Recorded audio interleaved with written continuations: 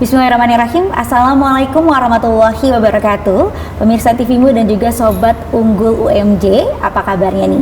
Mudah-mudahan pemirsa semuanya dan juga Sobat Unggul UMJ selalu dalam keadaan sehat walafiat dan tentunya bersemangat, terutama untuk meraih prestasi. Amin.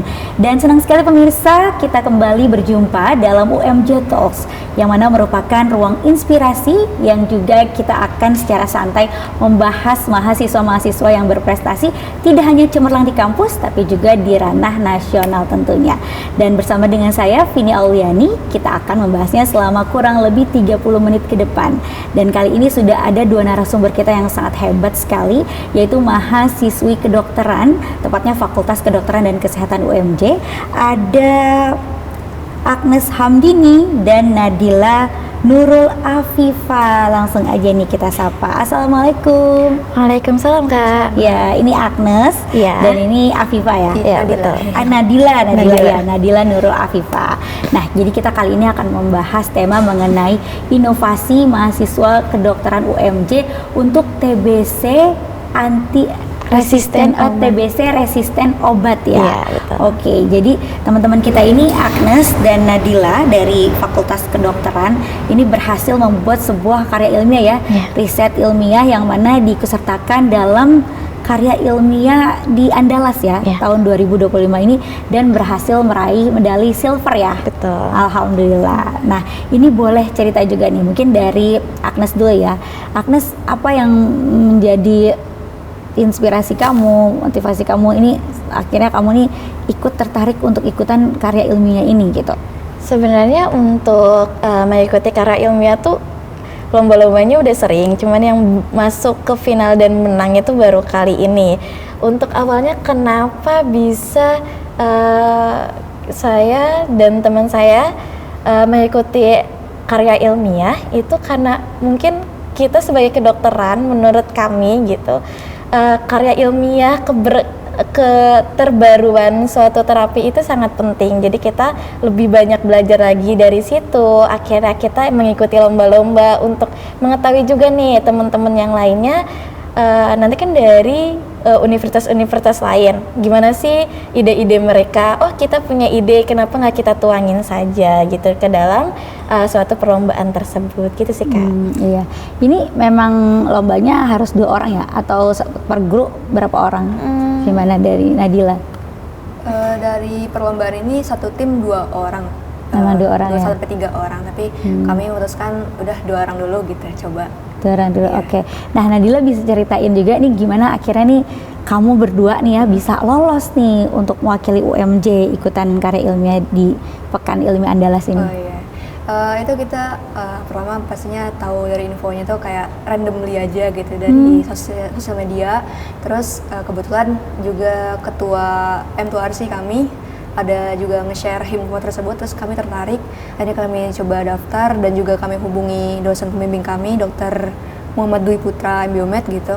Terus akhirnya kami dibimbing karena kami ngasih tahu juga ketertarikan kami di mana, terus dibimbing akhirnya alhamdulillahnya lolos gitu. Alhamdulillah lolos ya. Dan ini kalian juga menarik sekali karena penemuannya ini, riset ilmiahnya ini tentang untuk mengobati TBC yang tadi resisten obat ya. Betul. Nah, ini kenapa kepikiran itu? Atau bisa dijelaskan dulu juga nih, sebenarnya TBC resisten obat tuh apa sih? Dari Agnes ya. Awalnya itu kan kita ngelihatnya TBC dulu. TBC banyak lah ya yang tahu gitu kan. Penyakit TBC yang batuk-batuk nggak sembuh-sembuh gitu sampai keluar darah. Biasanya harus 6 bulan ya obatnya. Iya. 6 bulan obatnya. Nah, TBC ini itu di Indonesia ternyata Indonesia itu menjadi negara kedua terbanyak TBC di dunia. Nah, dari situ kita tuh lebih kayak khawatir terhadap kesehatan Indonesia. Malahan setiap tahunnya itu semakin meningkat. Parah juga ya, bahaya betul. ya. Iya. Tapi TBC ini enggak, ternyata ada yang lebih bahaya, yaitu resisten obat. Kalau misalnya kita sudah TBC, sudah sakit nih, dikasih obat apa aja nggak bisa. Nah, itu kita lebih khawatir lagi. Nah, kita membuat TBC terapi mengenai TBC resisten obat, karena sebenarnya kalau misalnya obat TBC itu sudah ada Tapi ya gitu waktunya sudah sangat lama. udah 6 bulan aja gitu 6 kan. bulan ya biasa Iya. minimal, tapi bisa lebih memang Bisa. ya? Sampai Bisa. berapa lama tuh? Bisa sampai sebenarnya kalau TBC aja tuh 6 sampai 9 bulan 6 sampai 9 biasanya. bulan. Kalau teratur pengobatannya. ya. Tetapi kalau TBC resisten obat itu 9 sampai 24 bulan. 2 tahun harus lama menjalani itu. Sedangkan obat itu kan kita kalau kelamaan males juga minumnya. Akhirnya gagal lagi Capek, dan atau mungkin gagal takut lagi. lupa ya. Iya, Iya. betul. Itu makanya kita memilih terapi bagaimana nih cara TBC resisten obat ini bisa ditangani di Indonesia karena ternyata sama dengan TBC resisten obat ini semakin meningkat setiap tahunnya walaupun ada penurunan akhir-akhir ini tapi itu sangat sedikit dan untuk diketahuinya tuh agak sulit gitu, nggak seperti TBC yang gampang. Kalau TBC resisten obat itu sedikit sulit untuk diketahuinya. Baik ya. Jadi TBC resisten obat itu karena kan kalau TBC harus minum obat rutin ya, 6 bulan. Nah, tapi ini ketika dia udah rutin itu ada lupa mungkin, lupa minum obat atau mungkin obatnya kenapa bisa nggak berfungsi gitu, gimana? Biasanya karena udah pernah minum antibiotik itu, habis itu nggak diterusin, putus obat di situ. Karena ya itu, karena kan pengobatan TBC 6 bulan, Kak. Sebenarnya pengobatan terapi kita juga bisa untuk TBC ya, cuman TBC itu untuk harganya sekarang lebih murah. Sedangkan kalau misalnya yang TBC resisten obat itu masih mahal. Terapi ini tuh bisa hanya 2 minggu. 2 minggu. Dan coba bayangkan 6 bulan sampai 24 bulan dirangkum jadi 2 minggu saja gitu. Pengobatannya pasti lebih efektif lagi gitu. Lebih efektif lagi ya. Kami berpikiran seperti itu. Iya. Karena kan kalau TBC tadi obatnya kan harus terus-terusan ya. Terus ternyata dia mungkin ada lupa. Jadi nggak mempan lagi nih antibiotiknya nih ya. Jadi harus yang lebih ke males ya biasanya ya. Capek. Bosen, jenuh gitu ya. Nah, berarti harus ada pengobatan yang lebih ampuh gitu kan ya. Nah, ini yang dari riset yang teman-teman lakuin, apa tuh jenis pengobatannya? Kan tadi jenis pengobatannya juga menggunakan nanoteknologi ya. Nah, itu gimana tuh hasil temuannya? Kalau nanoteknologi itu yang ada di dunia itu ada beberapa, ada yang emas, ada yang silver, ada yang lain-lain juga. Nah, kami itu menggunakan nanopartikel yang perak gitu, yang dimana nanopartikel perak ini kita dapatkan secara biologis, yang dimana itu didapatkannya itu tidak mencemari lingkungan, yang berarti ramah lingkungan gitu kan secara biologis soalnya. Kemudian selain ramah lingkungan, dia juga didapatkan secara mudah daripada metode-metode lainnya gitu. Nah, nanopartikel perak ini nanti tugasnya sebagai motor si bakteri Mycobacteriofagnya gitu. Baik, ini menarik sekali ya. Ini boleh nanti dijelaskan lagi ya lebih dalam, tapi simpen dulu sejenak biar makin penasaran juga nih teman-teman semuanya, karena seru banget nih penemuan dari Agnes sama Nadila ya. Nah, kita akan lanjutkan kembali ceritanya, tapi kita lihat dulu yang satu ini. Pemirsa dan juga Sobat Unggul TV UMJ, terima kasih masih bersama kami dalam UMJ Talks. Kita lanjut lagi ngobrol tentang penemuan yang keren banget ini dari 2 mahasiswa kedokteran UMJ ya, yaitu yang telah menulis riset tentang penemuan sebuah inovasi ya untuk pasien TBC resisten obat gitu. Nah, boleh dikasih tahu juga nih judul karya ilmiah kalian berdua apa yang diikutsertakan dalam pekan ilmiah di Andalas ya? Jadi itu judulnya Terapi Nanoteknologi dan Mycobacteriofag D29-Lisin B sebagai strategi inovatif untuk tuberkulosis resisten obat. Wow, keren banget, panjang tuh tadi ya. Intinya ada nanoteknologi tadi yang sempat dijelaskan sama Nadila, sama Mycobacteriofag ya. Jadi ini gabungan antara nanoteknologi dan juga si Mycobacteriofag itu kombinasi itu ya untuk menyembuhkan pasien tadi resisten obat itu. Nah, itu jadi obatnya dalam bentuk apa nih? Apakah diminum ataukah disemprotkan atau udara atau gimana nantinya? Sebenarnya Mycobacteriofag dan nanoteknologi itu bisa dibuat dari berbagai macam, tapi yang paling bagus itu sebenarnya inhaler, karena kan kita ke TBC kan, lebih tepatnya ke paru-paru, makanya kita menggunakan inhaler untuk langsung ke paru-parunya. Tapi banyak juga kayak dari intravena atau obatan gitu ada, cuman lebih baik pakai inhaler. Pakai inhaler. Berapa kali sehari tuh kalau dari penelitian teman-teman? Kalau dari penelitian itu belum bisa kita katakan berapa kali seharinya, tapi mungkin bisa hanya 1 hari sekali, tapi dalam 2 minggu. Dalam 2 minggu ya? Iya, tapi itu nanti diperiksa lagi karena nggak 2 minggu sih, jadi 2 minggu itu banyak kan kita hanya penelitian gitu kan, penelitian rata-rata kayak di tikus kayak gitu-gitu. Nah itu dalam 2 minggu mengalami perbaikan, tapi untuk sembuhnya itu bisa 2 minggu sampai 3 bulan. Tapi 2 minggu ada juga yang udah nggak ada nih bakterinya di dalam tubuh tikus itu gitu. Iya. Jadi ini hanya baru penelitian sih, belum sampai ke manusia benerannya ya. gitu. Oke. Jadi teman-teman melakukan penelitiannya ke hewan tadi itu ya, ke tikus itu ya, dan harapannya nanti ini memang benar-benar bisa diterapkan di dunia kedokteran ya. Betul. Di dunia kedokteran Indonesia khususnya buat kesembuhan dari pasien resisten obat itu tadi ya. Baik, nah sekarang kita cerita juga tentang prosesnya nih, proses teman-teman lakukan riset itu berapa lama? Nadila mungkin jelasin. Wah, kalau berapa lamanya mungkin lebih dari sebulan gitu Kak. Kita lagi nyusun dari jurnal-jurnalnya, kita kumpulin, kita dalemin masing-masing bidang. Mungkin kalau aku bidangnya nanoteknologinya gimana, kalau bagian Mycobacteriofagnya mungkin dipegang sama Agnes gitu ya. Terus kita rampung, kita samain persepsi gitu, itu mungkin lebih dari sebulan, 2 bulan 3 bulan ada kayak. Berarti kalian eksperimen lebih ke banyak mengumpulkan jurnal-jurnal atau ada eksperimen juga di lab gitu atau gimana? Mengumpulkan jurnal Kak, Jurnal, ya. dari penelitian terdahulu yang nggak terlalu lama gitu kan, yang terbaru. Terus untuk eksperimennya sendiri kita belum mampu gitu Kak. Baik ya. Tapi pernah ada nggak dari jurnal itu di luar negeri misalnya dari penemuan teman-teman ini nih itu pernah berhasil gitu diterapkan ke pasien TBC yang resisten obat? Kalau Seperti yang disampaikan misalnya Agnes. nanopartikel itu sebenarnya udah ada di Indonesia juga banyak banget yang pakai nanopartikel untuk antibiotik aja bisa dikompleksin lagi sama nanopartikel, bisa dikombinasikan sama nanopartikel. Tapi kalau Mycobacteriofag itu hanya ada sekitar 10 atau 20 orang di dalam sebuah jurnal itu di luar negeri. Iya. Dia jadi pengobatan di pasien itu tuh udah nggak bisa, benar-benar udah sekarat gitu. Nah, akhirnya dikasihlah pengobatan Mycobacteriofag sebagai pengobatan yang alternatif terakhir. Nah, dari 10 ini 7 membaik. Jadi membaik di paru-parunya, walaupun ada yang beberapa yang meninggal, tapi bukan karena TBC akhirnya, karena komplikasi yang lainnya gitu. Tapi dalam situ aja kita lihat bahwa berarti Mycobacteriofag ini mampu sebenarnya untuk menyembuhkan ke manusia pun gitu. Tapi ya itu karena belum ada proses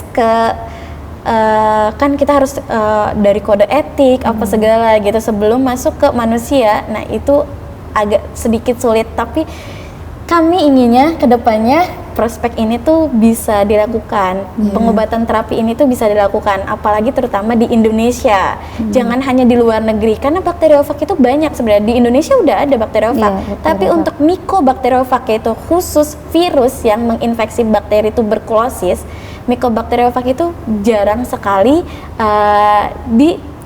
dilirik sama Indonesia maupun dari luar negeri, karena agak susah Kak untuk penelitiannya. Soalnya bakteri itu kecil sekali ya. Iya, bakteri itu kita bisa terinfeksi bakterinya gitu. Ketika kita melakukan penelitian itu ya. Itu yang sedikit sulit sebenarnya. Iya, betul. Itu butuh banyaklah persiapan. Dan kita sempat riset-riset berapa harganya dan akhirnya kayak wah ini nggak bisa nih kalau kita sendiri. Nah kita baru kayak ngasih idenya dulu nih. Nah kalau ada mungkin yang bisa membantu boleh lah gitu. Tapi kalian keren loh, akhirnya bisa menemukan ya, oh ternyata ini dari Mycobacteriofag itu ya, dan digabungkan dengan nanoteknologi ini dari jurnal-jurnal yang teman-teman pelajari ya. Ini bisa gitu. Apa yang pertama teman-teman baca apa gitu dari jurnal apa yang ternyata akhirnya mengantarkan ke ide itu untuk menulis tentang artikel itu? Pertama sih Mana yang dari jurnal? Pertama sih kita lihat bakteriofag dulu ya. Iya, bakteriofag. Bakteriofag. Jadi Jadi peran penting di situ ya. Jadi ada dua, ada Mycobacteriofag, ada bakteriofag. Bakteriofag. Nah kalau bakteriofag itu sebenarnya Mycobacteriofag itu termasuk dari bakteriofag. Bakteriofag itu virus yang menginfeksi bakteri, berbagai macam bakteri. Nah Mycobacteriofag itu mengerucut lagi, yaitu virus yang menginfeksi bakteri tuberkulosis. Nah yang pertama kali kita lihat tuh itu tuh jurnal-jurnalnya lumayan banyak, tapi nggak pernah ada yang melakukan, nggak pernah terungkit lagi lah Mycobacteriofag Ini itu. udah berhasil atau belum? Iya. Nah tapi kalau misalnya yang bakteriofag tuh banyak yang berhasil, kenapa kok Mycobacteriofag nih nggak terpandang lagi? Jadi gitu. iya, jadi dari bakteriofag itu kan banyak jenisnya. Nah, Iya. salah satunya ini Microbacteriofag nih ya. Iya. Yang bisa, tapi dia jarang dilirik untuk Iya. lebih diteliti lagi ya, Betul. teman-teman. Apalagi kan di Indonesia kan TBC terbanyak Iya, gitu, terbanyak, kedua TBC nomor terbanyak. 2. Kenapa nggak Indonesia tuh melakukan Iya. penelitian Ini. tentang ini hingga bisa ke terapi yang benar-benar ke manusianya? Gitu. Betul, aduh mudah-mudahan teman-teman nanti dilirik ya sama lembaga nanti yang lebih kompeten dan juga bisa jadi sponsor juga Iya, ya untuk betul. penelitian yang lebih mendalam. Amin. Tantangannya apa nih tantangannya? Nadila apa tantangannya? Aduh, tantangan ya Pas dari bikin ini. dalam membagi waktunya sih, Kak. Iya, Ya, betul banget pastinya. ya, bagi waktu. Akademik kami gimana, terus harus membagi waktu main, waktu belajar, untuk riset juga gitu. Jadi harus balance gitu. Apalagi di Kalau kedokteran Agnes, kan dia 2 minggu sekali kita ujian Betul. di kedokteran. 2 minggu sekali ya. Iya, belum lagi kita ada CSR, PBL. Aduh, Iya. sebenarnya untuk membagi waktu ke situ tuh sulit gitu. Sulit ya. Habis itu sempat ini juga ya kita Sempat agak miskom lah. miskomunikasi gimana nih cara ngegabungin ininya gitu. Akhirnya kita sama dosen pembimbing kita tuh sangat Sportif. support banget ke kita, yang sampai ayo nggak apa-apa, lakuin aja dulu, udah nggak apa-apa, dok ini nggak bisa, nggak apa-apa lanjut aja gitu. Iya ya, oke. Iya ya, oke, ini seru banget. Nah, kita akan bahas lagi nih Agnes dan juga Nadila, tapi kita lihat dulu nih pesan-pesan yang malah berikut ini. Pemirsa, kembali lagi dalam UMJ Talk. Kita lanjut lagi ngobrol bareng sama Agnes dan juga Nadila. Nah, Nadila, apa nih momen yang berkesan, mungkin yang lucu ataupun mungkin yang apa ya, yang bikin gemesin gitu karena mungkin banyak banget yang harus dipelajari, tapi itu nggak akan hilang di dalam ingatan gitu. Jadi benar-benar keingetan gitu di momen. Dari Agnes dulu nih. Iya. Waktu itu ini ya Del, jadi tuh waktu hari itu tuh pengumpulan karya ilmiahnya. Terus Dila ini mengikuti 2 lomba waktu hari itu. Keren, Dila. Iya, dua tim. Habis itu ternyata masih ada yang direvisi lagi sama dokter kitanya. Habis itu kita kayak buru-buru Chaos. banget, kayak chaos banget sampai apa ya, Dila nih Submit. bulak-balik mulu ke saya, habis itu ke teman dia lagi, ke saya lagi. Bener-bener yang hektik banget sampai dosennya kayak kayaknya ini ribet banget ya, ribet Iya, banget iya. ini. Tapi perjuangan ya, Iya, akhirnya bisa betul. berhasil. Kalau Dila apa dan Dila? Kalau Dila, kesan acaranya ini ya, mungkin karena kita mengikuti acara PIA yang dimana acara ini tuh kan ngajak ke semua fakultas apa aja yang mau ikutan gitu, nggak harus yang FK aja gitu. Sedangkan kalau ajang kompetisi yang mungkin rekrutnya untuk anak FK doang gini, biasanya mungkin individual gitu, sendiri-sendiri gitu. Karena kita berbaur dengan fakultas lain, dengan universitas lain juga, kita justru lebih kayak saling mengayomi, saling bertukar ide, saling bertukar sharing-sharing gimana di kampusnya gitu-gitu, Kak. Jadi lebih menarik lebih gitu. kayak menarik ya, karena kita nggak cuma bersaing sama sesama fakultas kedokteran nih, Betul. tapi juga dari jurusan lain ya, Betul, fakultas Kak. lain. Baik.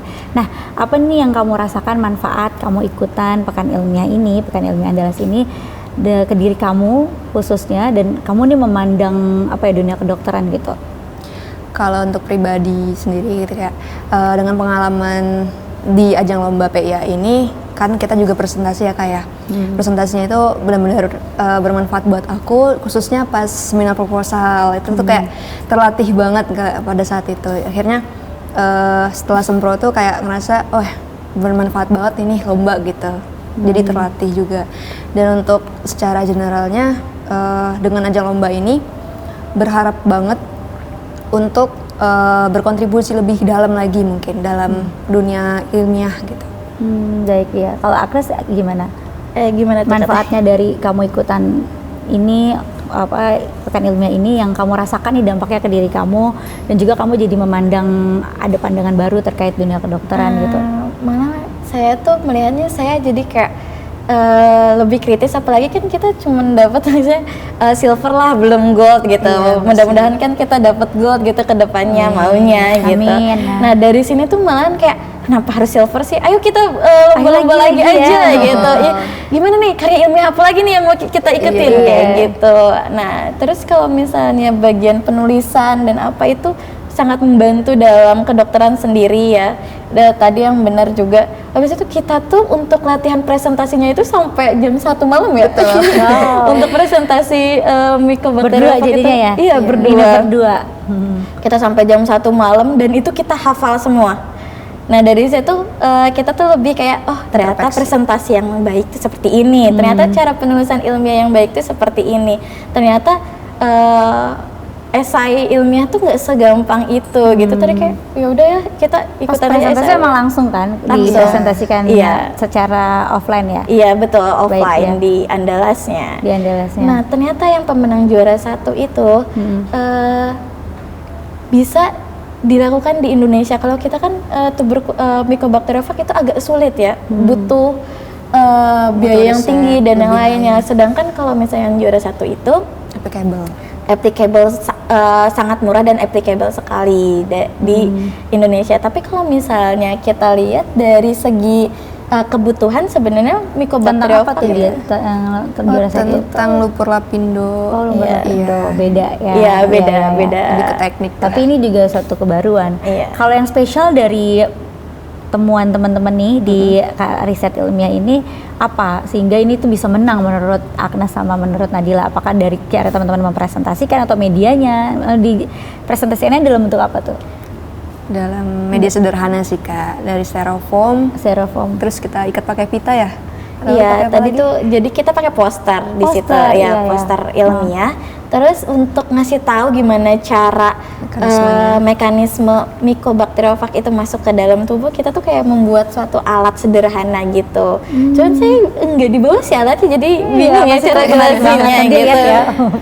Fotonya pasti keren banget. Iya, jadi dilihat dari poster, terus kita nggak untuk presentasinya ya kita nggak ngelihat ke posternya, tapi lebih kayak ini posternya dilihat sama jurinya, kita juga buat kayak buku gitu, buku ke juri-jurinya untuk kayak ngasih tahu gimana cara pembuatannya, pembuatan Mycobacteriophaga-nya, pembuatan nanopartikelnya. Kita taruh di buku situ, ada gambar-gambarnya gitu, kita kasih ke jurinya. Lalu kita membuat suatu alat untuk kayak ngasih tahu gimana cara Mycobacteriophaga yang selubungi nanopartikel itu bisa membunuh bakteri dalam tubuh manusia. Iya.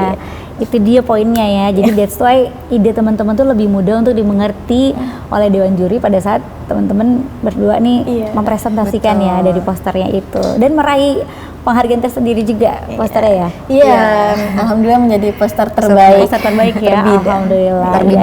Terbidang ya. Nah, ini siapa yang membantu juga teman-teman nih Agnes sama Nadila untuk bisa akhirnya ini meraih ini ya, dari pihak kampus? Itu pertama dari pihak M2RC sendiri, yaitu organisasi tentang karya ilmiah di kedokteran. Lalu dan juga dokter pembimbing kita, yaitu dokter Muhammad Dwi Putra MBiomed. Itu yang sangat suportif, dan ada Mbak Siti juga yang ngasih dana ke kitanya pastinya. Kita kan full dari UMJ gitu. Kita di sana ya udah kita tinggal jalan aja gitu. Itu dananya dari UMJ, kita mintanya ke Mbak Siti gitu. Oke. Nah, harapannya Agnes ke depannya seperti apa? Harapannya untuk UMJ? Ya, untuk UMJ dan untuk Agnes sendiri juga dengan penemuan-penemuan ilmiah yang dilakukan. Harapannya mungkin untuk UMJ terlebih dahulu, apalagi mahasiswa-mahasiswanya jangan takut untuk mengeluarkan ide, apalagi kita tuh swasta, pasti ada rasa kayak gimana kalah nih takutnya nih banyak banget nih negeri-negeri gitu kan. Jangan takut, kita tuh sama, sejajar semua gitu. Nanti di sana malahan kita lebih banyak teman, habis itu relasi dan Betul. jadinya bertukar pikiran. Kita tuh nggak buruk itu kok, kita bagus Iya. banget. Habis itu ide-ide kita jangan sering dipendam sendiri. Iya, mendingan kayak dikeluarkan. Kan banyak ya mahasiswa sebenarnya ide-ide kreatif, cuman takut untuk mulainya. Jangan takut, tekad aja dulu, nekat. Awalnya juga kita nekat aja dulu. Oke.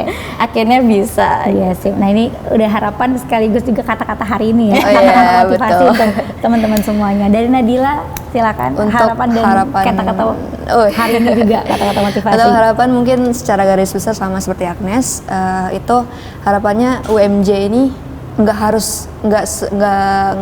melulu tentang FK, mungkin fakultas lain juga mungkin harus melek juga tentang info-info lomba, khususnya yang membawa nama UMJ gitu Kak, yang mengharumkan nama UMJ biar UMJ itu kayak terkenal gitu, orang-orang tahu UMJ yang mana sih gitu. Baik, ya intinya harus berani dan juga percaya diri ya. Betul, Kalau betul. teman-teman nih dari UMJ juga punya bekal dan modal yang cukup besar gitu untuk bisa bersaing di ranah nasional ya, bahkan Betul. internasional juga untuk menunjukkan potensi dan juga keilmuan yang dimiliki yang udah didapat dari UMJ ini gitu. Baik, terima kasih teman-teman semuanya, Agnes dan juga Nadila, sukses terus ya. Dan terus semangat untuk ikut lagi karya-karya ilmiah lainnya. Pasti ya, Nanti insya Allah. menuju N2 ini ya, medali emas ya. Iya, ya. insya Allah. Amin. Oke, baik, makasih. terima kasih, Dan Kak. selamat lanjut aktivitas juga pastinya. Baik.